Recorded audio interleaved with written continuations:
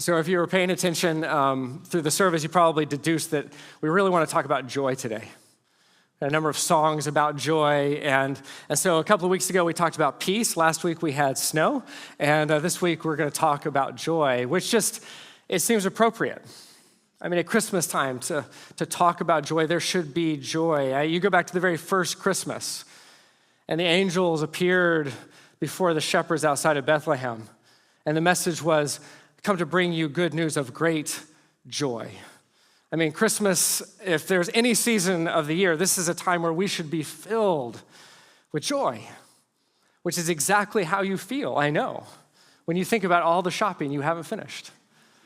And you're thinking about those lines you're going to get to, wrestle through if you actually go to stores, or maybe it's getting on Amazon and trying to track down that person's wish list and find that one toy that's so elusive that one kid needs. I mean, if that doesn't fill you with joy, I don't know what will.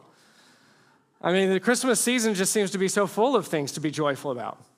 I mean, all the endless Christmas parties and Christmas events and Christmas travel and all the cost of Christmas. And then that one relative that you just can't wait to see. You know who I'm talking about. I mean, talk about joy. So much joy. I think that oftentimes what we actually experience at Christmas is this sense that we need the joy and we're not totally sure where to find it. And we spend a lot of our time rushing around trying to manufacture joy, trying to fabricate joy through so many experiences and traditions, many of which are beautiful, but we're trying to cobble them together, if you will, almost if we can find the right combination, then surely everyone, including ourselves, will be filled with joy, and it would take a Christmas miracle. I think about joy a lot, probably because I am painfully aware of just how elusive joy can be. And even at Christmas, I mean, of all the seasons, you should be able to find joy, and yet it can be hard to find joy because life is hard and life doesn't take a Christmas break. Life just keeps on rolling right through Christmas. And so much of life doesn't really feel primed to fill us with joy. It feels more like it's trying to rob us of our joy. And so even at Christmas, for all of our talk about joy and our songs about joy, joy can actually feel more aspirational than real. It feels more like something we're always pursuing and yet never really possess. And so if joy is that elusive, even during the Christmas season, then how can we find joy? Where do we find joy? One of the most well-known and well-loved Christmas carols that we sang some of just a little bit ago, Joy to the World. It was written by Isaac Watts in 1719. And it was actually his reflection on a psalm, Psalm 98. And Psalm 98 goes like this. It says, "Sing to the Lord a new song, for he has done marvelous things. His right hand and his holy arm have worked salvation for him. The Lord has made his salvation known and revealed his righteousness to the nations. He has remembered his love and his faithfulness to the house of Israel. All the ends of the earth have seen the salvation of our God.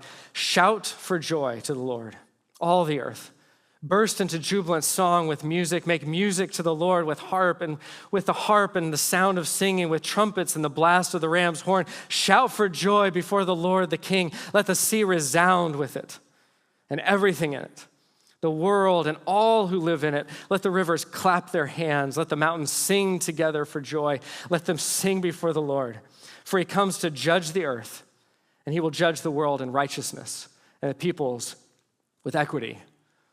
I'll let you do a comparison of Watts' carol, Joy to the World, and the text another time. I'll let you do that on your own. But Watts was a poetic genius, and he took countless psalms, and he reinterpreted them, he reimagined them, he translated them in such a way to make them poetic and singable for the congregations of that time. And what you can see is, as you look at Psalm 98, that it makes sense that he would title his carol Joy to the World. Because when you read Psalm 98, what you cannot escape is the joy that just sort of exudes from this psalm. This is a celebratory psalm, right? And it envelops the whole world, the sea, the rivers, the mountains, along with all the nations, all the peoples, all joining together in this celebration. It is full of joy. And I love how it opens with this invitation to all of us. Everybody who's reading, it's a call, an exuberant call to join in the song. If you look back at verse 1, how it begins, sing to the Lord a new song.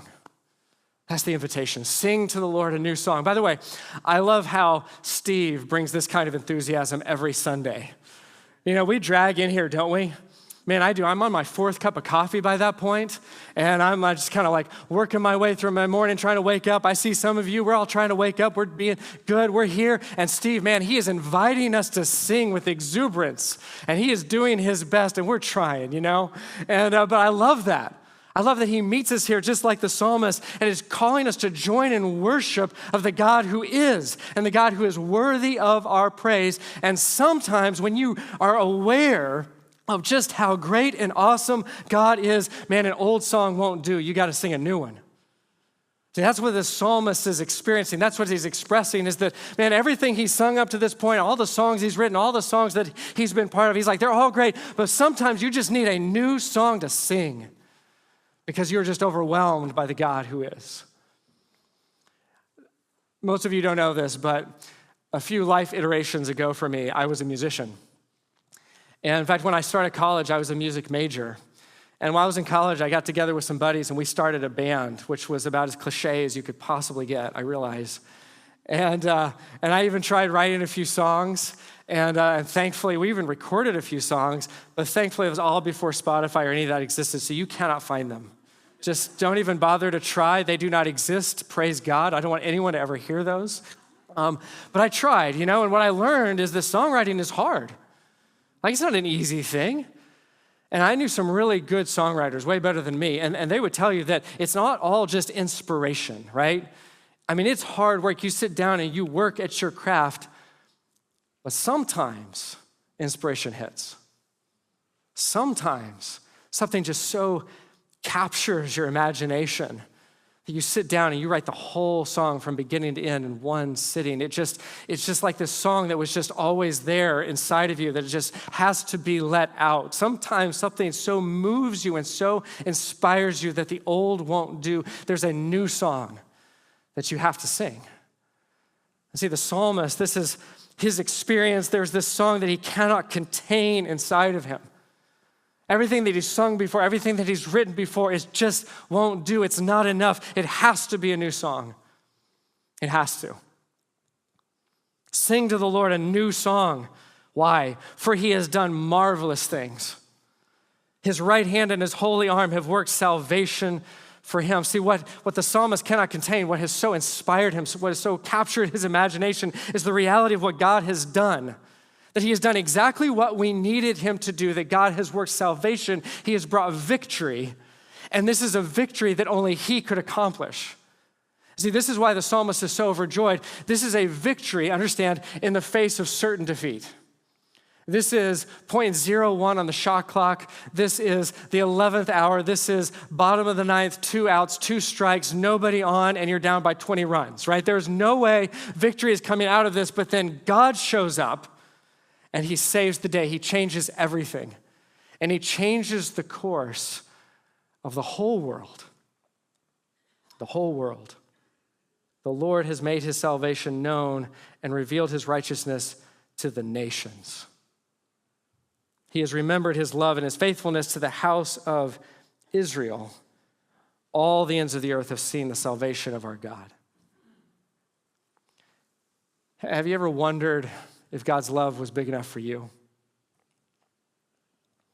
Because understand, God knows you. Right? See, some of you are like, oh yeah, God knows me, it's great, it's all good. Yeah, hold up.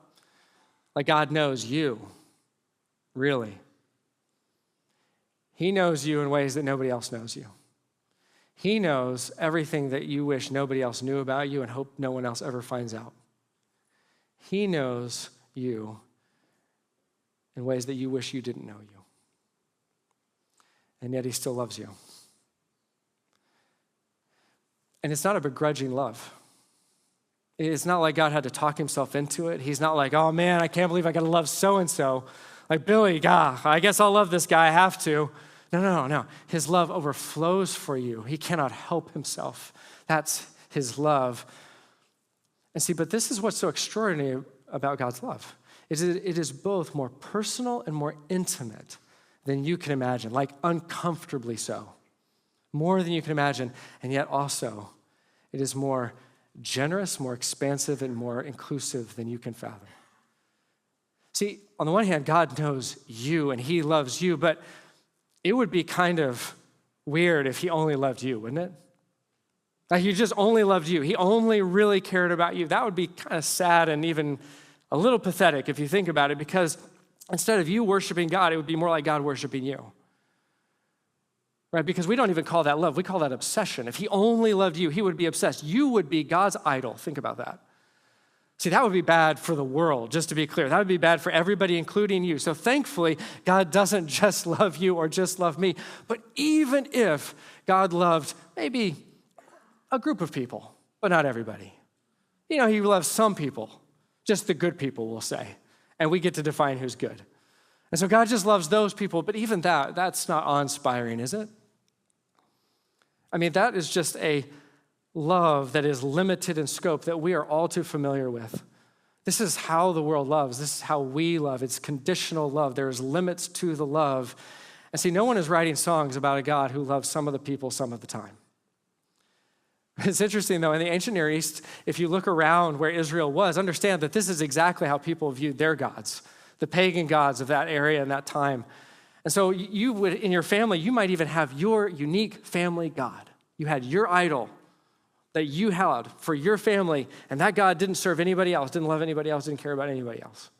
And then maybe there were gods for your people, your tribe, your nation even, and even those gods were territorial. And so they wouldn't wander off into other territories, other areas, other nations that had different parts of the land. And so if you were to leave or if you were to be, kicked out of your family or whatever, like that God would no longer serve or care for you. Like this was a limited in scope kind of love, service, help that these gods offered. But God, from the moment he announces himself to his people, that he reintroduces himself to Abraham, and then over and over again, what he makes so clear over time and time again is that his love and faithfulness, while rooted in his relationship with Israel, extends to all the nations, all the peoples. It covers the whole world. See, that is a love that is worth celebrating. His love covers the whole earth. And this is why creation itself begins to join in the song. See, it's not just the people who are celebrating. Verse 4 says, "Shout for joy to the Lord, all the earth. Burst into jubilant song with music. Make music to the Lord with the harp and the sound of singing, with trumpets and the blast of the ram's horn. Shout for joy before the Lord the King." And get this, let the sea resound and everything in it, the world and all who live in it. Let the rivers clap their hands. Let the mountains sing together for joy. Do you see this image? I love this picture. It's like this is a joy that is coming up through God's people, and it is so loud, it is so exuberant, it is so intoxicating that it is pulling all of creation, all of the earth into song that echoes through all of nature itself. It's in the seas, it's in the mountains. I don't know what it is for a river to clap its hands, but I would love to find out.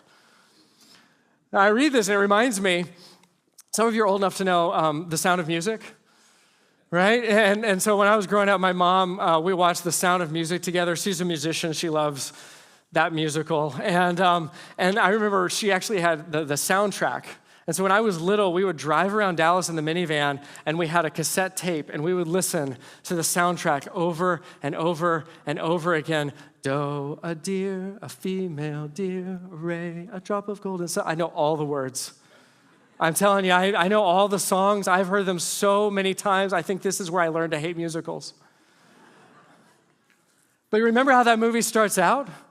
Some of you are too young. The way it starts out is Maria, the star of the show, right? She's the heroine. She's dancing, frolicking through the mountains of the Austrian Alps. And what is she singing? The hills are alive with the sound of music. See, that's not an original idea. It's right here. Psalm 98, let the mountains sing together for joy. And see what the psalmist, along with the rest of Scripture, understood is that the world's future, the earth itself, its future is tied to ours. The salvation is coming not just for all the people and all the nations, it's coming for creation itself, the whole world. When my boys were little, one of their favorite movies was Planes, Fire, and Rescue, which you can just hear the title and you understand why little boys would love this movie. Planes, Fire, and Rescue. It's all right there, everything that they love.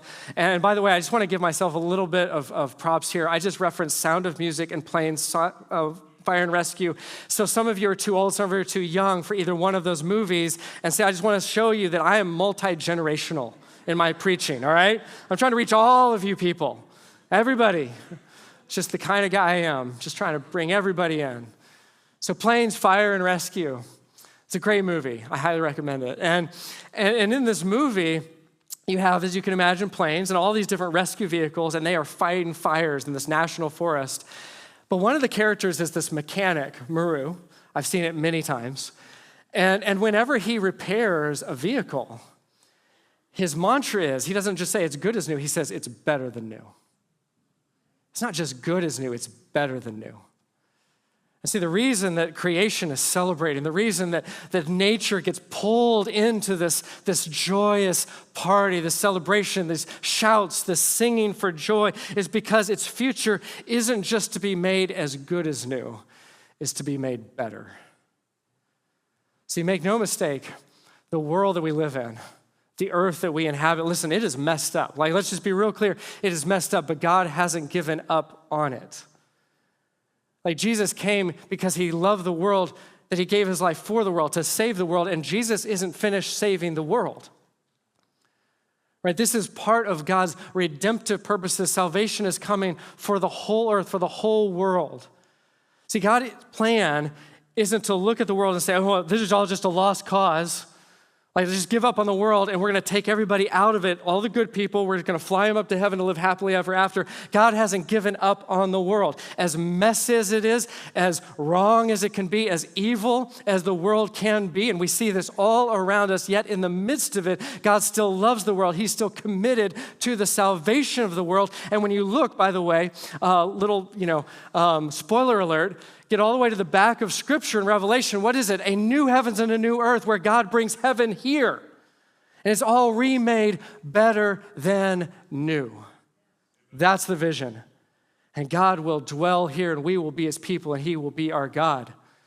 So God hasn't given up on this world. And so because that is the case, along with the old carol, we can sing with joy. Let the heavens and nature sing.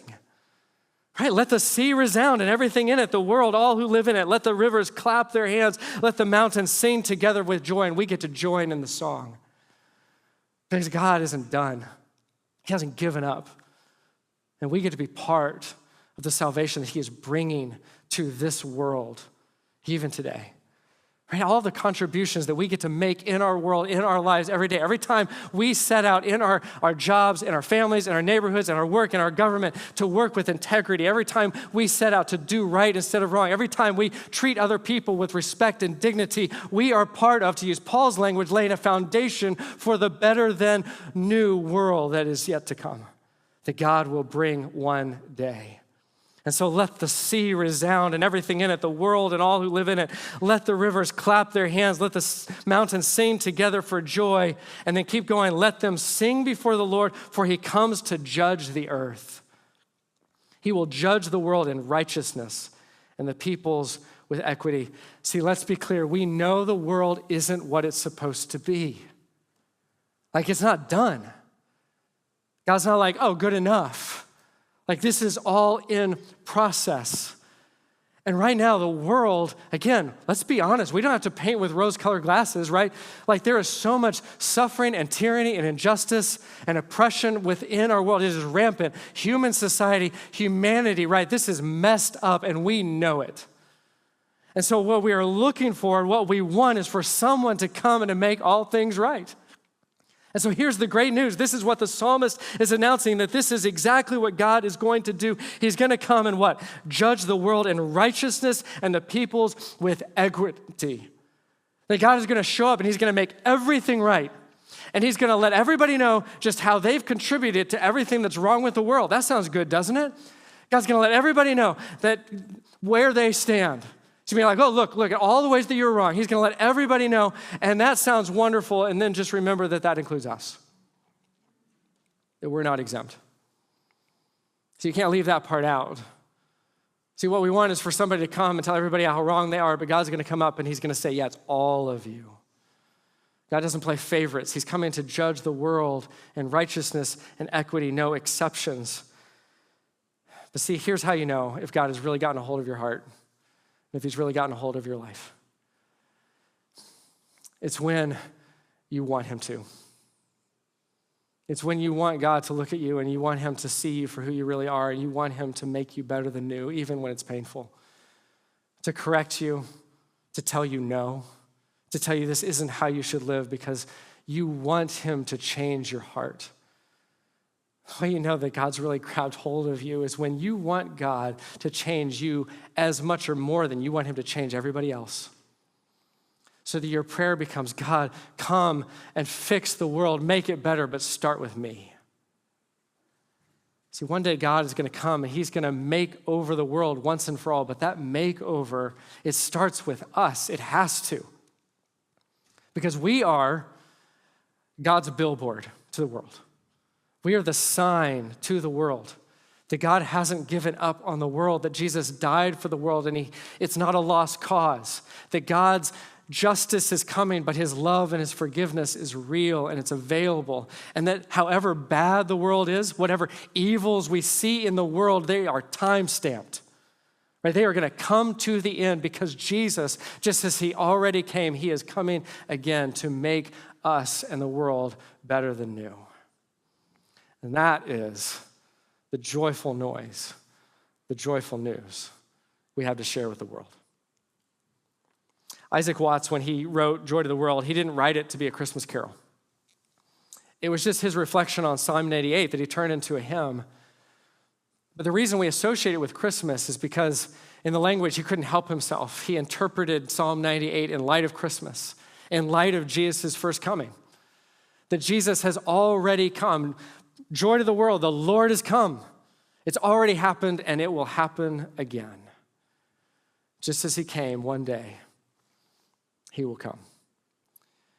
Recently, I was listening to a podcast conversation with this woman. She is a happiness scholar, which I know doesn't sound real, but it is. And she teaches, she's a professor at a pretty illustrious university, and she doesn't just study happiness. There's a lot of things that she studies, but one of her classes on happiness is one of the most popular classes on campus because everybody wants to be happy, don't we? We all want to be happy. But it's so interesting listening to her. I was struck, it dawned on me that what she was talking about as happiness is actually joy. Because by her own description, there's some happiness that is just sort of superficial. You know, your team wins, you're happy. You know, your team loses, happiness gone. Right? You, as a Cowboys fan, I can relate to this. All right. Eagles fans, you don't understand. Right? Something goes well in your life, you're happy. Something goes badly, your happiness gone. But what she was describing as happiness, the happiness that we all long for, the happiness that we're all searching for, is a deeper, more lasting joy. And she called it happiness, but she meant joy. And it was interesting that she said that one of the tips that she suggested to tap into this joy was to perform almost like a mental time travel, to imagine yourself in the future that you want, to project your mind to the future after the hard that you're experiencing. You know, on the other side of this, things will be better, when things are better than they are now, and that's where you find your joy. And so what she was prescribing is this sort of mental mind trick that you can play on yourself to imagine yourself in the future that you're hoping will happen, but you don't know for sure. But what Joy to the World and what Psalm 98 tell us is that real joy is found when you know your future. You're not just hoping for a future, it's when you know your future. When you know that Jesus, just as he came before, that he is coming again to set all things right, to make you better than new. And see, when you know that, when you know your future, then you can choose joy. When you know that, then no matter what the chaos of your life is right now, No matter what you're going through today, no matter what this experience is, and you may feel sadness, you may not feel particularly happy in the moment, and yet you can still choose to live in light of the future that God has for you, so that you can rejoice, you can shout for joy, you can sing a new song. And so my question for you is, what song are you singing today? See, your life is a melody. Today, you're singing a song to the people around you, whether you realize it or not. So what song are you singing? Is it a new song in light of the new reality that Jesus has given to you? Or is it an old song, reflects the old you, past regrets, past disappointments and failures? What song are you singing today? What's your melody? See, when you know the song that God has for you, when you know the future that he has for you to make you better than new, if you don't have joy today, can I just tell you that you need to discover that song afresh? You need to embrace the reality of the future that God has already set in motion for you. It is as good as done. It's secure, it's there. And so you need to update your playlist, right? It's time to start singing that new song, and it's time to start singing with some exuberance and some joy and loudly enough to bring other people into the song that you know the words to and maybe they need to hear for the first time. But maybe you're here and you don't know that song yet. Maybe you don't know the future that God has for you. In which case you need to know the one who holds your future. The one who over 2,000 years ago came in order to give you the life that you need, in order to secure your future and to be the righteousness that you need. See, look back at verse 9. It says, he will judge the world in righteousness and the peoples with equity. See, when Jesus comes to judge the world, see, on our own, none of us can stand before God. None of us have what it takes. None of us measure up. None of us have the righteousness that we need, but Jesus does. See, he lived the perfect life that none of us could live, but that all of us need. And Jeremiah, writing hundreds of years before Jesus, but foretold this. In Jeremiah 23, he says, the days are coming, declares the Lord, when I will raise up to David a righteous branch, a king who will reign wisely and do what is just and right in the land. In his days, Judah will be saved, and Israel will live in safety. This is the name by which he will be called, the Lord our righteousness. Jesus is the one who came to be our righteousness. And when you know him, when you give your life to him and you trust him, then his life, his perfect life, his righteousness becomes yours. See, nothing unlocks joy more than love. When Jesus came, he gave his life for us to secure our future, to rescue us from sin and death. Understand that he didn't do that begrudgingly. He didn't have to be convinced. In Hebrews, it says that it was for the joy set before him endure the cross. We are his joy. To spend eternity with us, that's his joy. If you're looking for real joy this Christmas, that's where it's found. And knowing that the one who made you, who created you, who knows you better than you know yourself, he loves you so much that he considered it joy to give his life for you. That's the joy that you can find in him.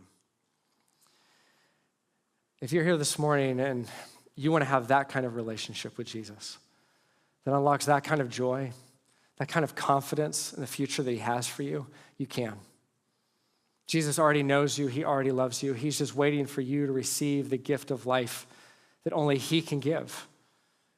And you can't earn it. You can't purchase it. It's a free gift that he offers to you that you can only receive. This is why we celebrate Christmas with gifts, by the way, because Jesus gave his life as a gift to us. And so if you want to experience that kind of joy, to know Jesus that way, I just want to invite you this morning that you can make this decision, that you can give your life to him and receive in return his life that you need, his righteousness that you need, so that you can know the forgiveness and the life that you're made for. Would you just bow your heads with me as we close? You just close your eyes for a moment. And if you're here this morning, you just realize that you've never made this decision to give your life to Jesus. That you've come to the end of yourself. You are tired of trying to manufacture your life, trying to fabricate joy. You're tired of trying to make a future that you cannot really create. Right now, I want you to know that there is real joy, real life, and a real future available in Jesus. And you can take this step into a relationship with him simply by praying to him right now. To say, Jesus, I give you my life. I need the life that only you can give. I need the forgiveness for all that I've done, for all of my past, even all that I will do that I can't control. All of the past regrets and mistakes, even the ones that are to come, I give all of it to you. You died for all of it. Jesus, I need your forgiveness. And I need the joy and the confidence of the future that only you have for me. Jesus, I give you my life. I need you. Come into my life and make me better than new. Father, I just pray for anyone right now who's prayed to receive you. And it's not about getting the words perfectly right. It's just this heart to say, Jesus, I need you. I've come to the end of myself. Come into my life. Lord, anyone who's prayed that, you know their hearts. I pray that they would just know your presence. They would know that you heard them and that, Jesus, you have come into them and there is new life that they have just stepped into. And that this is just the beginning. I pray that they would come and talk to one of us because this isn't the end of the journey. This is just the beginning of a journey from this present and into the future that they're made for. And Lord, for all of us who are looking for joy this Christmas season, and we are going to come in contact with so many people who are looking for joy and can't find it, I pray that our lives would be a joyful melody. Yes, there's sadness. Yes, there's disappointment. Yes, there's failure. Yes, there's hurt. It's all real. And yet, Lord, I pray that we would live in light of the reality of the future we're made for, and that there could still be this deep-seated, lasting joy, and that would radiate from our lives. Lord, we would be the melody that the world needs to sing a new song. And we pray this in your name.